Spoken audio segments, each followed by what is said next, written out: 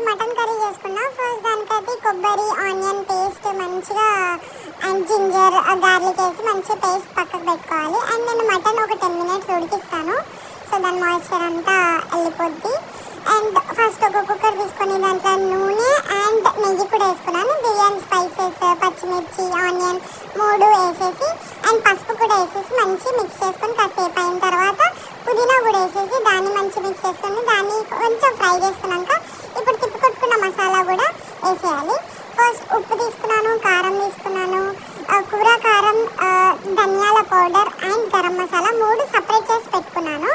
ఇప్పుడు మనము ఒక 10 minutes ఉడికించాం కదా, ఆ మటన్ని కూడా ఈ కొబ్బరి పేస్ట్ ఏదైతే కొట్టి పెట్టుకున్నామో దాన్ని ఫ్రై చేస్తాం కదా అది కూడా మిక్స్ వేసేసి మంచిగా ఆ కొబ్బరి అండ్ మటన్ మిక్స్ అయ్యేటట్టు మంచి మిక్స్ చేసుకోవాలి. ఇప్పుడు సపరేట్ చేసుకున్న స్పైసెస్ ఉన్నాయి కదా అవి వేసి అండ్ విత్ కసూరి మేతి, మెంతికూర కూడా వేసుకోవచ్చు. నేను మాత్రం కసూరి మేతి వేసాను.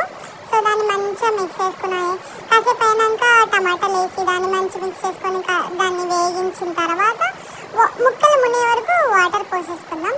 దాన్ని కూడా మంచిగా మసాలాలన్నీ మిక్స్ చేసుకున్న తర్వాత కొత్తిమీర వేసేసుకొని కుక్కర్ మూత పెట్టేసుకొని ఒక 6 to 7 విజిల్ వస్తే సెట్. అలా ఆయిల్ వేలిందంటే కర్రీ రెడీ అన్నమాట.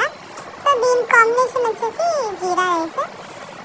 మటన్ కర్రీకి బగారా రైస్ కూడా బాగుంటుంది, జీరా రైస్ కూడా బాగుంటుంది. సో ట్రై చేయండి అండ్ సబ్స్క్రైబ్ చేసుకోండి.